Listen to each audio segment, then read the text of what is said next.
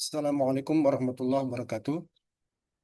Bertemu kembali kita pada kesempatan ini dan pada kesempatan ini saya akan kembali mengulas tentang Prabowonomik. Gagasan Presiden Prabowo yang kita kenal dengan Prabowonomik yang menekankan kemandirian ekonomi, hilirisasi sumber daya alam, swasembada pangan, ya, dan energi serta industrialisasi nasional. Ya, ini memang tampak menjanjikan sebagai kelanjutan sekaligus intensifikasi dari agenda pembangunan Indonesia dalam satu dekade terakhir.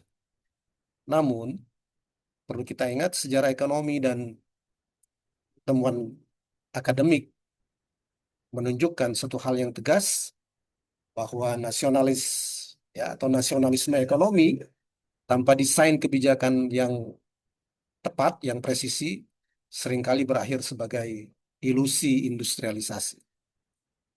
Anda tahu bahwa pilar utama Prabowonomik adalah hilirisasi sumber daya alam. Secara teoritis strategi ini masuk akal bahwa nilai tambah harus diciptakan di dalam negeri, bukan dinikmati negara lain. Tetapi pengalaman empiris kita menunjukkan, memberikan peringatan keras, sebagaimana yang ditunjukkan oleh studi Ostenson 2019, yang menemukan bahwa kebijakan larangan ekspor mineral tidak secara otomatis mendorong pengembangan industri hilir misalnya. Bahkan seringkali menurunkan ekspor tanpa kompensasi yang jelas.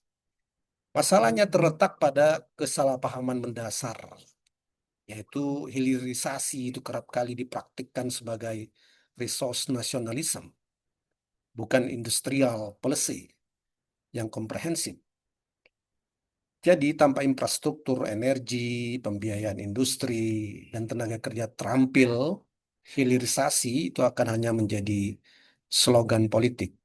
Itu yang kita bisa tarik dari kajian Ostenson 2019 dan kajian Hill dan Negara tahun 2019. Lebih jauh, struktur ekonomi Indonesia menghadapi tantangan serius berupa apa yang dinamakan dengan premature deindustrialization. Ini ditandai oleh pangsa manufaktur terhadap PDB menurun menurun secara signifikan sejak krisis Asia. Ini apa yang dikatakan oleh Mining 2020.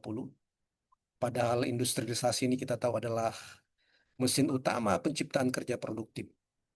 Pengalaman Korea Selatan misalnya menunjukkan bahwa keberhasilan industrialisasi itu membutuhkan kebijakan yang terarah, investasi besar dalam riset and development, serta keterbukaan terhadap perdagangan global.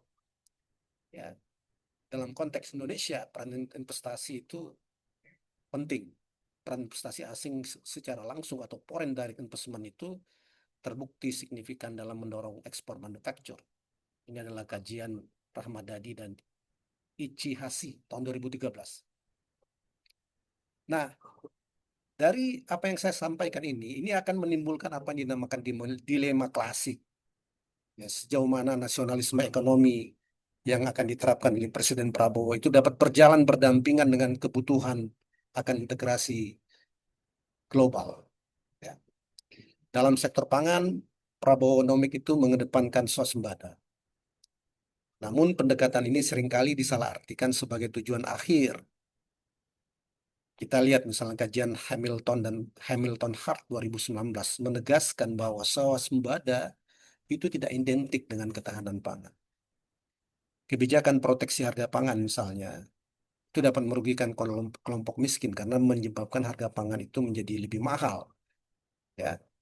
Dan kelompok miskin itu bukan hanya dari kalangan konsumen, tapi juga termasuk di dalamnya adalah petani gurem, yaitu petani yang luas lahannya kurang dari 0,5 hektar. Mereka ini berstatus sebagai net consumer yang jumlahnya sekitar 70% dari eh, petani Indonesia. Jadi, ketahanan pangan itu seharusnya didefinisikan sebagai akses terhadap pangan yang terjangkau dan bergizi, bukan semata-mata angka produksi domestik dari beras. Ya. atau stok beras yang ada di gudang Bulog. Jadi tanpa peningkatan produktivitas pertanian dan efisiensi distribusi, ambisi swasembada pangan itu justru berpotensi kontraproduktif. Ya. Di sektor energi, tantangan yang dihadapi bahkan lebih kompleks. Kita tahu sejak 2004 Indonesia itu telah menjadi net importer minyak BBM. Artinya impor kita lebih besar dari ekspor kita. Upaya mencapai kemandirian energi melalui biodiesel berbasis sawit memang menunjukkan potensi penghematan devisa sebagaimana yang diteliti oleh Parobi dan Hartulistioso tahun 2021. Tetapi tidak bebas dari persoalan lingkungan dan efisiensi energi. Menyoroti kontradiksi kebijakan energi Indonesia. Di satu sisi mendorong energi terbarukan, tapi di sisi lain tetap mempertahankan subsidi bahan bakar fosil. Tanpa konsistensi kebijakan dan diversifikasi energi, kemandirian energi ini akan sulit tercapai. Ini catatan yang lainnya. Aspek yang sering luput juga di dalam diskusi atau diskursus Prabowo Nomik ini adalah pembangunan modal manusia. Padahal industrialisasi tanpa tenaga kerja terampil adalah kontradiksi. Riset Indrawati dan Kuncoro 2021 menekankan pentingnya pendidikan vokasi yang selaras dengan kebutuhan industri. Selain itu, produktivitas lembaga penelitian dan pengembangan di Indonesia masih tertinggal. Itu temuan dari Brojonegoro 2016. Tanpa investasi yang serius dalam pendidikan dan inovasi, kita berisiko terjebak di dalam middle income trap. Ya. Dan di atas semua itu, stabilitas makroekonomi dan kapasitas fiskal itu tetap menjadi pondasi utama. Budiono tahun 2005 mengingatkan kita bahwa disiplin fiskal itu adalah syarat mutlak pembangunan berkelanjutan. Sementara itu rasio pajak Indonesia yang masih rendah itu membatasi ruang fiskal untuk membiayai agenda pembangunan ambisius. Itu yang diingatkan oleh peneliti-peneliti seperti Hamilton Hart dan School tahun 2016. Nah, dalam konteks inilah Prabowo Nomik itu menghadapi ujian nyata bagaimana membiayai program besar tanpa mengorbankan stabilitas ekonomi. Jadi, akhirnya kita harus memperhatikan bahwa keberhasilan Prabowo Nomik itu sangat bergantung pada kemampuan menyeimbangkan nasionalisme ekonomi itu dengan pragmatisme kebijakan. Pengalaman negara-negara Asia Timur menunjukkan bahwa keterbukaan terhadap investasi asing dan perdagangan global bukanlah ancaman, melainkan prasyarat untuk transfer teknologi dan peningkatan daya saing. Ya, dengan demikian Prabowo Nomik ini bukan sekedar soal arah kebijakan, tapi juga soal kualitas implementasi.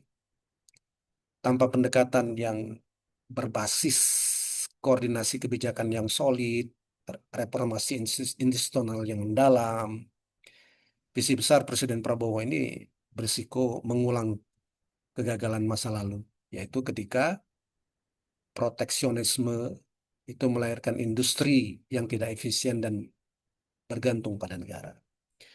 Demikian, terima kasih. Semoga bermanfaat. Assalamualaikum warahmatullahi wabarakatuh.